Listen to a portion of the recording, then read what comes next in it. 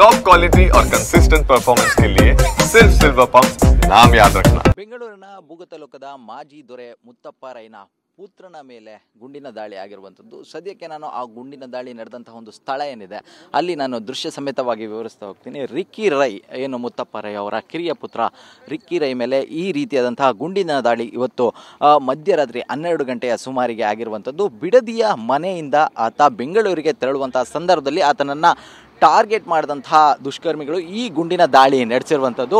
ಇನ್ನು ಈ ಗುಂಡಿನ ದಾಳಿಯಲ್ಲಿ ನೋಡೋದಾದರೆ ಸಹಜವಾಗಿ ಯಾವಾಗಲೂ ರಿಕ್ಕಿ ರೈ ಬೆಂಗಳೂರು ಅಥವಾ ಏನು ರಾಮನಗರ ಆಗಿರ್ಬೋದು ಓಡಾಡುವಂಥ ಸಂದರ್ಭದಲ್ಲಿ ಬಳಸುವಂಥ ಕಾರ್ ಇದಾಗಿರುವಂಥದ್ದು. ಜೊತೆಗೆ ರಿಕ್ಕಿ ರೈಗೆ ಯಾವಾಗಲೂ ಕೂಡ ಗನ್ಮ್ಯಾನ್ಗಳು ಕೂಡ ಇರ್ತಾರೆ. ಸಹಜವಾಗಿ ರಿಕ್ಕಿ ರೈ ಡ್ರೈವ್ ಮಾಡ್ತಾ ಇದ್ರು ಯಾವಾಗಲೂ ಅನ್ನುವಂಥ ಒಂದು ವಿಚಾರ ಇರುವಂಥದ್ದು.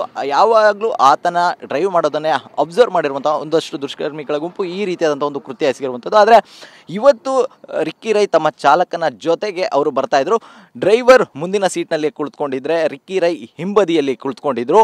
ತುಂಬ ಕ್ಲೋಸ್ ಆಗಿ ಅಬ್ಸರ್ವ್ ಮಾಡಿಕೊಂಡು ಅವರು ಮನೆಯಿಂದ ಹೊರಟಂಥ ಸಂದರ್ಭದಲ್ಲಿ ಏನು ಈ ಸ್ಥಳಕ್ಕೆ ಕಾರ್ ಬರುತ್ತೆ, ಈ ಸ್ಥಳವನ್ನು ಗುರಿಯಾಗಿಸ್ಕೊಂಡು ಏನು ಒಂದು ಗುಂಡಿನ ದಾಳಿಯನ್ನು ಮಾಡಲಾಗಿರುವಂಥದ್ದು. ನೋಡ್ಬೋದು ನೀವು ಡ್ರೈವಿಂಗ್ ಸೀಟ್ ಬಳಿ ಏನೊಂದು ಫೈರನ್ನು ಮಾಡಲಾಗಿದೆ. ಈ ಫೈರ್ ತುಂಬ ಕ್ಲೋಸಲ್ಲಿನಿಂದ ಮಾಡಿರುವಂಥದ್ದು. ಅದು ನೀವು ನೋಡ್ಬೋದು. ಇಲ್ಲಿಂದ ಹೋಗಿ ನೆಕ್ಸ್ಟ್ ಸೀಟ್ ಕವರ್ ಏನಿದೆ ಆ ಸೀಟ್ ಕವರನ್ನು ಕೂಡ ಹೊಕ್ಕಿ ಅದಾದ ಬಳಿಕವಾಗಿ ಗುಂಡು ತಾಗಿರುವಂಥದ್ದು. ಇನ್ನು ಈ ಘಟನೆಯಲ್ಲಿ ಈಗಾಗಲೇ ರಿಕ್ಕಿ ರೈಗೆ ಗಂಭೀರ ಗಾಯ ಆಗಿರುವಂಥದ್ದು. ಆ ನಿಟ್ಟಿನಲ್ಲಿ ಅವರನ್ನು ಖಾಸಗಿ ಆಸ್ಪತ್ರೆಗೆ ರವಾನೆ ಮಾಡುವಂಥ ಒಂದು ಕೆಲಸವನ್ನು ಮಾಡಲಾಗಿದೆ.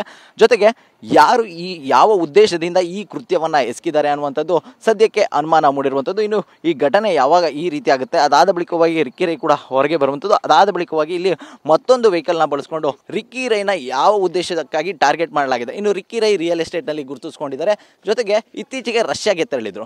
ಕಳೆದ 2 ದಿನಗಳ ಹಿಂದಷ್ಟೇ ಅವರು ವಾಪಸ್ ಬೆಂಗಳೂರಿಗೆ ಬಂದಿರ್ತಾರೆ. ಅದಾದ ಬಳಿಕವಾಗಿ ಏನು ಬಿಡದಿಯಲ್ಲಿರುವಂತಹ ಅವರ ನಿವಾಸದಲ್ಲಿ ಕೂಡ ಇರ್ತಾರೆ.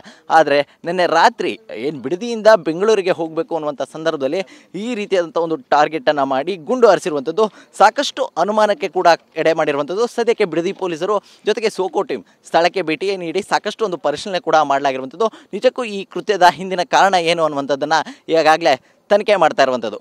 ಕ್ಯಾಮ್ರಾ ಪರ್ಸನ್ ಮಹೇಂದ್ರ ಜೊತೆ ಜಗದೀಶ್, TV9.